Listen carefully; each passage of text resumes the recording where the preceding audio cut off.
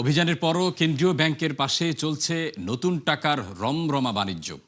অভিযোগ এই টাকার বেশিরভাগই আসছে খোদ ব্যাংকের কর্মকর্তা কর্মচারীদের কাছ থেকে। ৭১-এর ক্যামেরায় মিলেছে এই অভিযোগের সত্যতাও। ব্যাংকের নীতিমালা ভেঙে দিনের আলোতেই এমন অবৈধ লেনদেন হলেও এর দায় নিতে রাজি নন মুখপাত্র। বলেন, নিয়ন্ত্রণের দায়িত্ব আইনশৃঙ্খলা বাহিনীর। মিসবাহ হাসানের রিপোর্ট।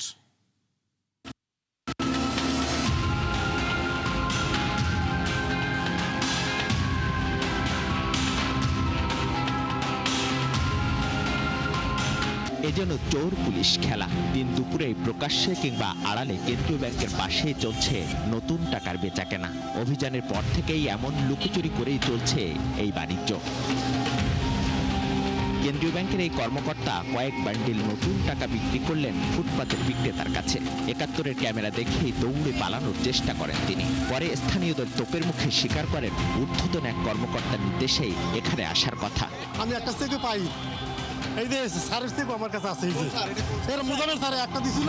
সেনা কল্যাণ ভবনের পাশের এই রাস্তায় চলছে নতুন টাকার রমরমা বাণিজ্য।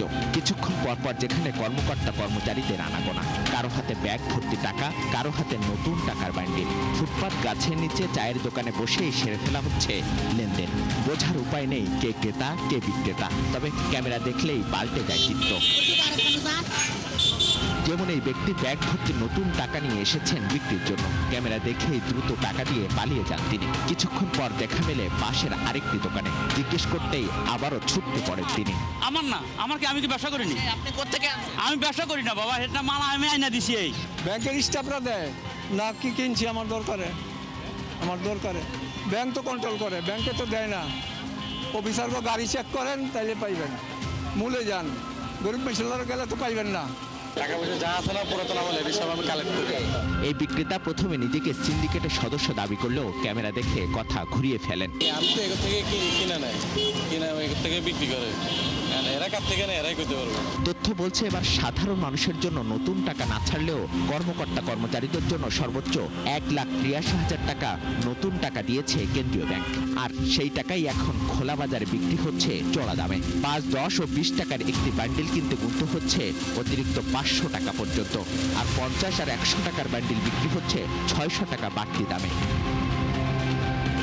তবে এ বিষয়ে কোনো জবাব দিতে পারেননি কেন্দ্রীয় ব্যাংকের মুখপাত্র।